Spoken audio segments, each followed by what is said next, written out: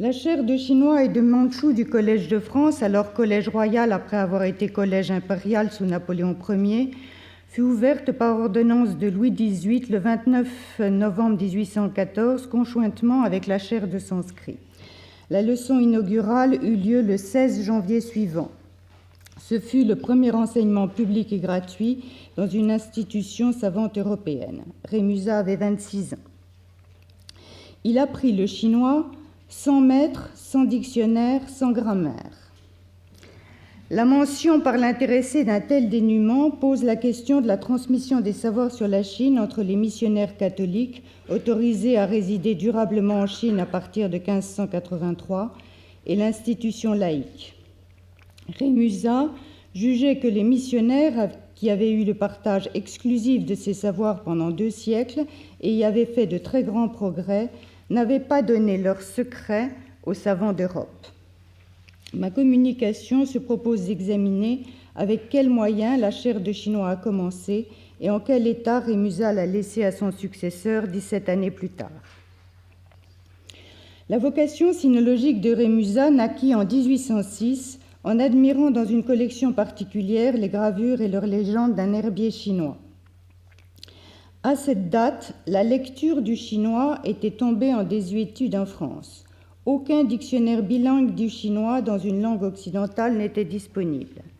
Les vocabulaires et lexiques manuscrits en latin, portugais ou espagnol qui avaient circulé dans la mission n'avaient pas été édités. Faute de secours, le jeune Rémusat se lança le défi de parvenir à percer seul le secret des caractères et 4 ans plus tard, durant l'hiver 1810-1811, il se fit remarquer du milieu orientaliste en publiant un essai sur la langue et la littérature chinoise portant un titre chinois, Ranwen Tianya, accompagné de 5 planches en chinois calligraphiées par ses soins. Romanisée, traduite et expliquée. Cet ouvrage fut présenté au corps législatif par Sylvestre de Sacy, qui sera un ferme soutien de Rémusat. Dans cet essai sur la langue, comme dans son premier article paru en 1811 de l'étude des langues étrangères chez les Chinois, des références en bas de page renvoient à des paginations précises d'ouvrages consultés à la Bibliothèque impériale, recommandés par les missionnaires, déposés ou envoyés à Paris à partir de 1697 sur commission de Louis XIV. Une mission jésuite française avait été créée en 1700. Elle avait entretenu des liaisons avec les académies savantes. Grâce à un effort de publication sur la Chine continu tout au long du XVIIIe siècle, les lettres édifiantes et curieuses, la description de la Chine du père Duhalde, les mémoires concernant les Chinois, la mission française s'était acquis une réputation flatteuse. La proscription de la Compagnie de Jésus en France en 1763, suivie de sa suppression en 1773 par décision romaine, avait tari les envois de missionnaires. La dernière grande figure sinologique de la mission jésuite française, le père Joseph Amiot, était mort à Pékin en 1793. Dans le contexte de fermeture de la Chine et des mesures de prohibition à l'encontre du christianisme, les opportunités de séjour et d'études du chinois sur place s'étaient fermées, sauf au sein de la mission russe orthodoxe qui avait un statut diplomatique. À la cour, les prêtres orthodoxes avaient remplacé les jésuites comme interprètes. Aux marges de la Chine, les missionnaires protestants anglais commençaient depuis le début du XIXe siècle à installer des foyers de sinologie à Macao, Malacca et Serampore au Bengale pour former des interprètes. À Naples, le Collège des Chinois, fondé par Matteo Ripa en 1732, continuait à fonctionner, mais ne dispensait pas d'enseignement du chinois à l'extérieur de sa communauté religieuse de la Sainte Famille. Il y avait un philologue, Antonio Montucci, qui avait commencé à apprendre le chinois à Londres à partir de 1789. Il recherchait en Europe un mécène pour se lancer dans l'édition d'un dictionnaire du chinois, mais faute de le trouver, subsistait de leçons de langue occidentale à Berlin. Donc la publication d'un dictionnaire du chinois était un défi d'érudition et de typographie attendu de l'Europe savante depuis 150 ans. Il donnait lieu à des rivalités. Une souscription avait été lancée en 1800, mais elle n'avait pas réuni les fonds nécessaires. Napoléon Ier ordonna la publication d'un dictionnaire chinois-latin-français en 1808. Il sortit des presses de l'imprimerie impériale en 1813 et l'empereur s'attribua le mérite de la rapidité d'exécution. On y travaillait depuis 100 ans, je l'ai fait exécuter en 3 ans par un décret. Rémusat fut écarté de sa réalisation. L'édition fut confiée à Chrétien Louis-Joseph de Guignes, qui n'était ni linguiste ni lexicographe et possédait une maîtrise minimale du mandarin. Le choix s'arrêta sur lui parce qu'il était français, qu'il avait occupé un poste de représentation commerciale et diplomatique, entre guillemets, à Canton, qu'il avait visité Pékin et parce que son nom était associé aux études chinoises prestigieuses du XVIIIe siècle. Il était le fils de Joseph de Guignes, qui avait appris du chinois avec l'orientaliste Étienne Fourmont. Concernant les faibles progrès de Guignes en chinois, il faut dire à sa décharge que l'enseignement de la langue aux étrangers était alors interdit en Chine. Le décret de 18... Ça, c'est une page intérieure du dictionnaire de Guignes. Le décret de 1808 spécifiait que le dictionnaire devait être gravé avec les sinogrammes mobiles en bois, dits buis du Régent, aujourd'hui conservés à l'imprimerie nationale. La gravure de ces caractères avait été lancée en 1715 sur ordre de Philippe d'Orléans dans le cadre du programme d'impression en langue orientale débuté sous François Ier. Dès le début de cette gravure de près de 120 000 caractères, poursuivie pendant 20 ans par des ouvriers français qui ne connaissaient pas du tout le chinois, avait été d'imprimer dictionnaires, grammaires et manuscrits. C'est pour ces projets que l'abbé Bignon, directeur des académies royales, avait recruté Huang Tialue, Arcade Huang, et chargé Fourmont de la supervision. Les réalisations grandioses conçues par Fourmont, il prévoyait 5 dictionnaires qui auraient formé 17 volumes, ne virent jamais le jour. Les caractères ne furent ancrés que pour imprimer 2 ouvrages très insatisfaisants de Fourmont, Meditationes Sinicae en 1737 et la Grammatica Duplex de 1742. Fourmont occupa la chaire d'arabe du Collège royal pendant 30 ans. Le chinois était pour lui une occupation subsidiaire à laquelle il s'attela sans l'aide des missionnaires sinisans. Il forma 2 élèves au chinois, de Guignes le père et Desautrais, qui était son neveu. Rémusat a reproché aux 2 élèves de Fourmont de n'avoir rien fait pour se donner des successeurs et collaborateurs, mais l'abandon s'explique aussi en grande partie par l'assèchement du mécénat royal. La relance du dictionnaire en 1808 par Napoléon, qui se fit grâce à l'arrivée à la bibliothèque impériale comme prise de guerre ramenée des archives vaticanes de la propagande par les armées du Directoire qui avaient envahi Rome en 1797, du Ranzi, interprétation occidentale des caractères chinois, qui est un vocabulaire manuscrit rédigé à Canton à la fin du XVIIe par un missionnaire franciscain, Basilio Broglio de Gemona. Ça, c'est une page avec les caractères ancrés dans Fourmont. Toujours Fourmont et les caractères d'un petit corps très estropié. Donc, de Guignes fils, on dit souvent qu'il a plagié Gemona, mais ce n'est pas tout à fait exact parce qu'il a reçu un ordre d'éditer le Ranzi. Et une fidélité trop grande à son modèle est précisément l'objet du reproche de Rémusat qui estimait qu'il n'avait pas su adapter son modèle aux étudiants. Quand le pasteur protestant Robert Morrison fit paraître en 1815 à Macao, aux frais de la compagnie commerciale East India Company et sur ses presses, le premier volume de A Dictionary of the Chinese Language, Rémusat le considéra supérieur sous plusieurs rapports au dictionnaire Broglio de Guignes et surtout préférable pour l'intelligence de la langue vulgaire. Donc il y avait incontestablement une compétition entre la France et l'Angleterre à qui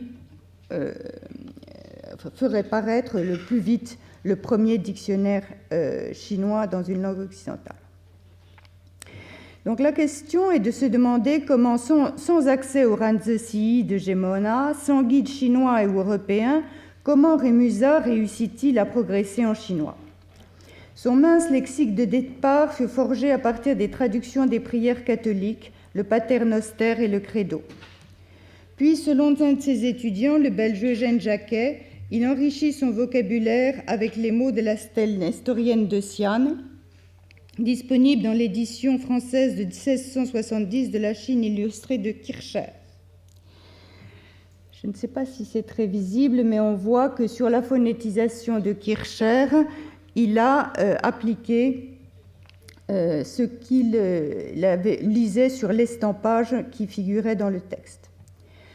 Ensuite, il conféra avec les textes des Sechou, avec les paraphrases latines données par les missionnaires dans le Confucius Sinarum Philosophus, édité à Paris en 1687, qui avait été édité sans chinois.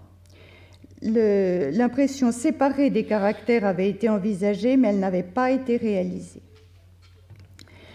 Il existait des impressions données par les missionnaires de classiques confucéens où chaque caractère avait été accompagné de sa prononciation et d'un numéro reporté sur le mot de la traduction qui y correspond. La plus célèbre est l'édition réalisée à Goa par le jésuite italien Prospero Intorcetta, mais en 1662. Mais Rémusat assure qu'elle n'était pas à Paris quand il débuta. Peu à peu, Rémusat développa cette mince base à l'épreuve du dictionnaire chinois que possédait la bibliothèque impériale, le Zhenzetong, le Zerui de Meiyingzuo, le premier dictionnaire classé par clé, et le Kangxi Zedian, et le Shuowentie aussi, et il se lança dans la lecture des encyclopédies qui étaient sur le catalogue de la bibliothèque impériale. Wenxian Tronca et Sansai Turui, compendium illustré des trois ordres de la nature.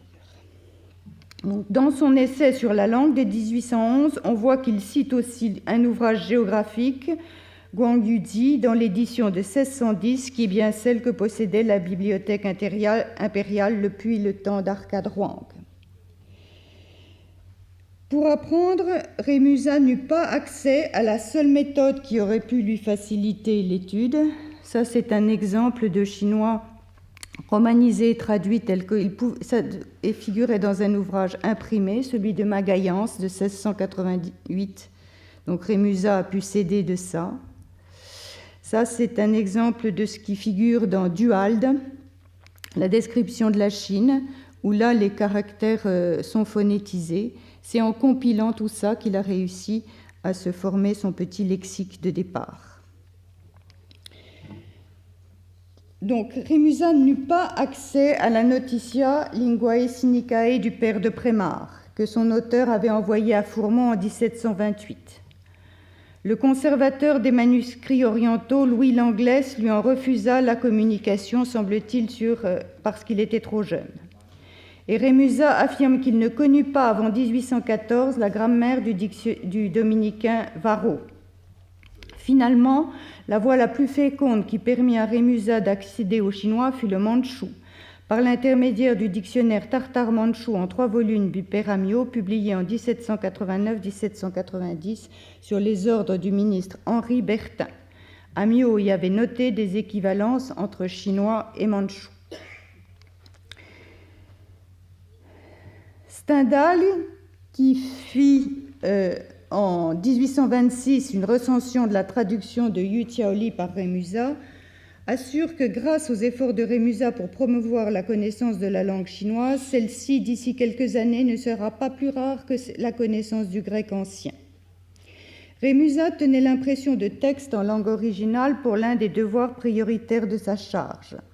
L'interdiction pesant sur les Européens de faire imprimer en Chine obligeait à des solutions de remplacement pour proposer des textes d'études. Dès 1808, il demanda à la bibliothèque impériale une édition du Zhongyong, l'invariable milieu, avec les types gravés par Fourmont, où nous avons vu les matrices plus haut. Mais il n'y réussira qu'après avoir accédé à la chaire et se montrera très fier de publier comme support à son cours le premier ouvrage original publié en Europe en chinois et en mandchou avec une version littérale latine et la traduction en français. Voilà un exemple de cet ouvrage où les traductions se succèdent.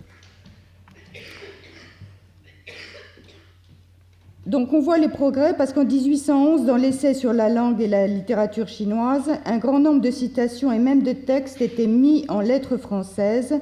J'avoue, dit-il, qu'il serait infiniment préférable que chaque prononciation fût toujours accompagnée de caractères, mais cela est pour ainsi dire impossible. Par la suite, il se montrera toujours attentif aux techniques d'impression en langue orientale et à leur coût, aux innovations apportées en ce domaine par les Anglais. Et il accompagna les progrès de la lithographie, dont la technique venue d'Allemagne s'établit à Paris en 1818. En 1824, celui qui lui succédera à la chaire jusqu'en 1873, Stanislas Julien, éditera une traduction en latin du Mongzi. La publication comprend 2 volumes, dont l'un propose l'intégralité du texte lithographié d'une édition chinoise de 1677 qui était conservée à la Bibliothèque impériale. Ensuite, confronté à l'impossibilité de réaliser en France des gravures de caractères de petite taille, Rémusat fera parvenir à Morison le manuscrit de la Notitia Linguae Sinicae du père de Prémar. Ce volume, qui lui avait tant manqué à ses débuts, fut publié à Malacca en 1828. Rémusat fut l'un des fondateurs de la Société asiatique inaugurée le 1er avril 1822 et un contributeur fécond par plus de 110 articles du journal asiatique, dont la première livraison date de la même date.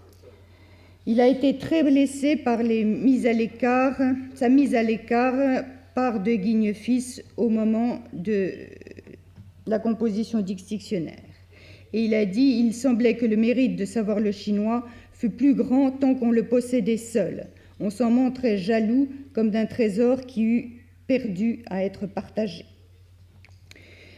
En souvenir de ses débuts difficiles, Rémusat fit son possible pour que ses étudiants ne se heurtent pas aux mêmes obstacles que ceux qui l'avaient ralenti.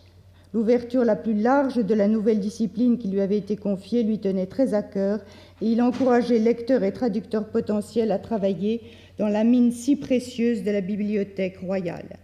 Il a impulsé un rayonnement qui attirera à son cours des auditeurs de toute l'Europe. Un correspondant allemand parle d'un passage impératif à Paris. En sus de ses évidentes qualités scientifiques et de sa méthodologie critique rigoureuse, il faut relever que la prose de Rémusat, toujours précise et argumentée, est d'une lecture agréable et souvent distrayante, car il possédait un humour caustique dont le mordant traverse les siècles.